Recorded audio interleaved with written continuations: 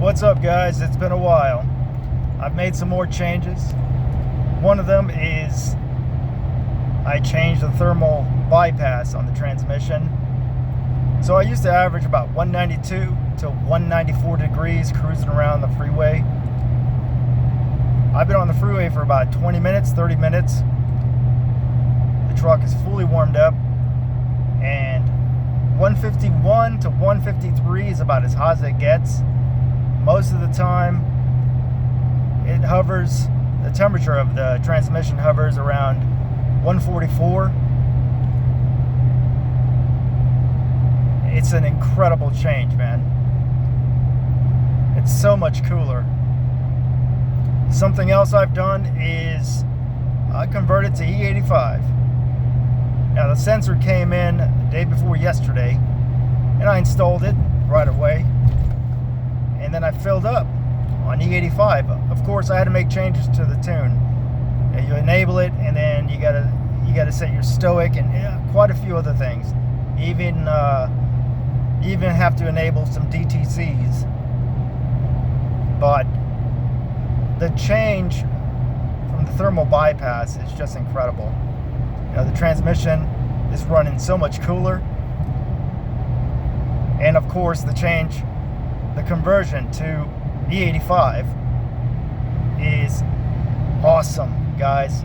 It is so worth it. The truck runs so much better.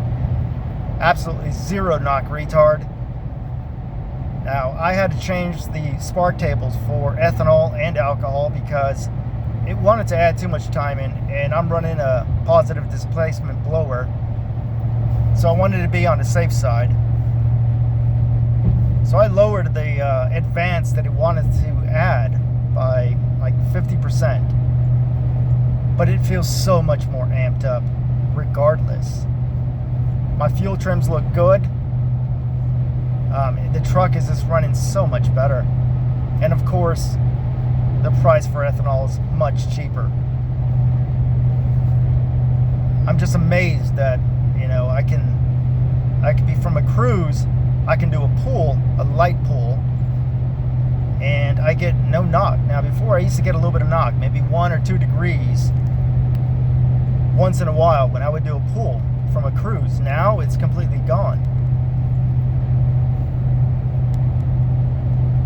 It's a night and day difference, guys. Now, I've been tuning this truck, but I'm actually taking it to a professional tuner. The guy does LS swaps out of Modesto. I'm gonna have him tune my truck on E85.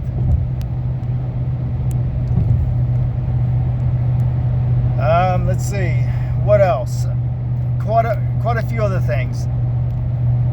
I had to replace my Y pipe in my cats because I fried them, and I also had to reinstall my stock exhaust manifolds because the shorty headers developed a crack, and I'm sure that contributed to my cats frying. But also, I was running a bit rich at the time,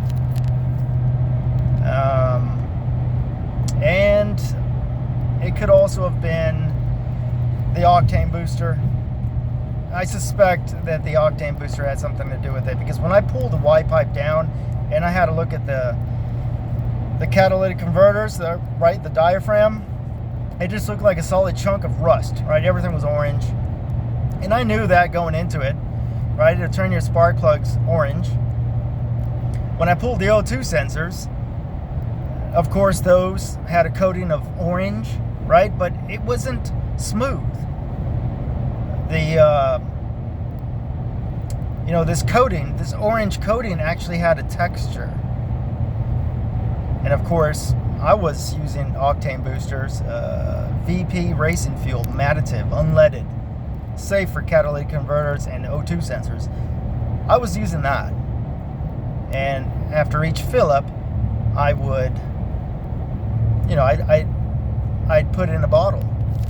15 gallons, 32 ounce bottle. Now this residue, it builds up and it forms a texture, and that's what do to your catalytic converters. It will clog them.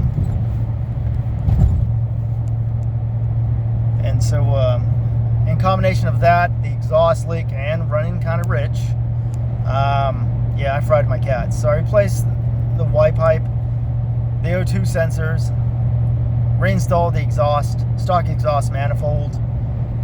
Strangely enough, when I put the stock exhaust manifold back on, the exhaust got louder. So the 1 5/8 shorty headers were a restriction. At least I think it was. I seem to have gained a little bit of torque just changing that out, which surprised me.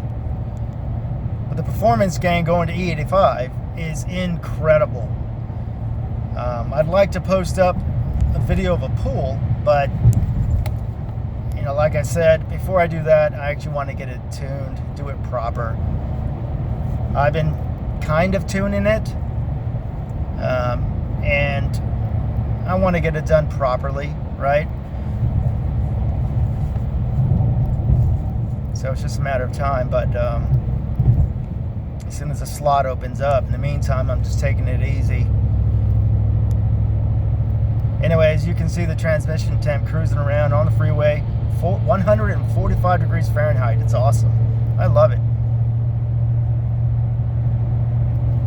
I got up to 215 degrees when I was on my way to Nevada with my wife. Now, I had, you know, a load in the bed, but it was light, maybe 500 pounds, maybe 1,000 pounds. But just simply going over the mountains was enough to damn near, you know, overheat the transmission. I was so worried the torque converter was going to fail and take out my transmission.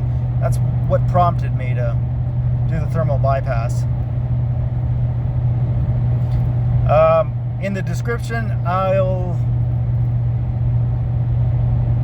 provide some information as to the GM part number that I installed. It was a swap. It was really easy. Anyway, incoming videos of some E85 pools. It's pretty nuts, guys. All right, later.